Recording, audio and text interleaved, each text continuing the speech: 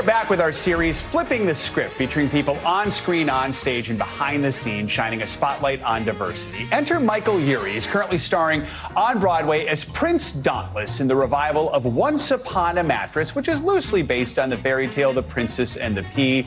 That's not the only place you're going to be able to catch him. Next month, he's back in his recurring role on the hit show Shrinking with Harrison Ford and Jason Segel. He's also in the new film Goodrich with Michael Keaton and Mila Kunis. He is busy, and we are excited to have him here on set with us this morning after doing not one but two shows yesterday. You look great. You're wide awake. You're ready to go. Thank you. To be doing Once Upon a Mattress, which of course people know as the show that launched Carol Burnett decades ago. What does it mean to be a part of this now? Well, this is one of those shows that so many people did in middle school or high school or camp or community theater. So I see so many people after the show at the stage door who say, I played Dauntless, or I played Lady Larkin, or I played Winifred. And so people have a really personal connection to this show. And it's what made Carol Burnett a star. I mean, there are not very many shows that you can cite that were star-making vehicles like this one. So with so many people saying, I played Dauntless, how did you make Dauntless your own? Oh, well, part of it was just playing off of Sutton Foster, who is our incredible Princess Winifred. You sort of just show up with her and magic happens.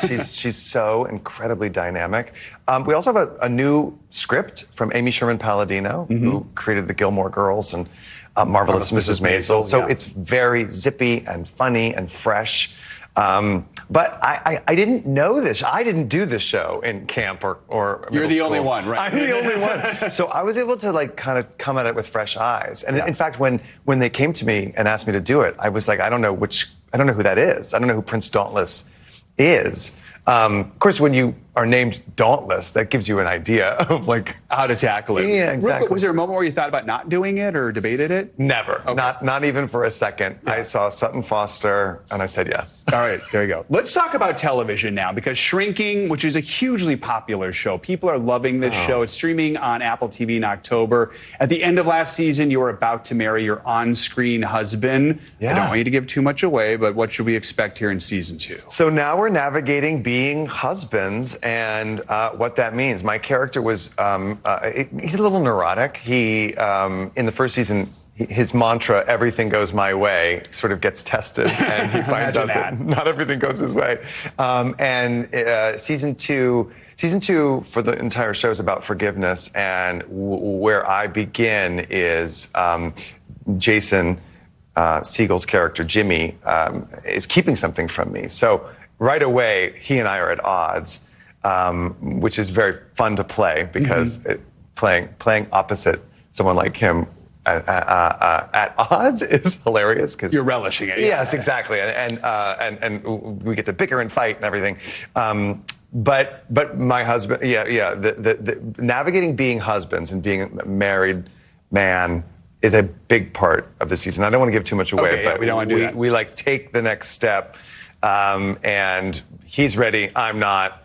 And it's very funny. It's a great season. I can't wait for people to see it. Something for folks to look forward to. You also have Goodrich coming out, a comedy with Michael Keaton. And what I think is interesting in both Shrinking and Goodrich, you're playing a gay character, but it's not the defining part of their roles, which is the way things seem to be now. How important is that when you think about the roles that you're taking? Well, it's great. You know, I've been playing queer characters for quite a while now, and I did a lot of coming out scenes. I did a lot of, queer trauma scenes, and it's really nice to be playing adults who have gotten past that hardship, who are just living their lives and who are existing in homophobia-free zones. That is a kind of a beautiful thing that there was a time I didn't know it was going to happen. I wasn't sure that was possible.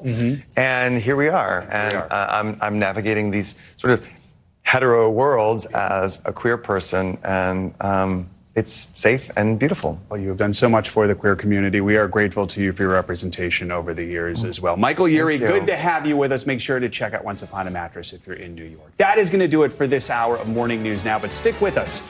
The news continues right now.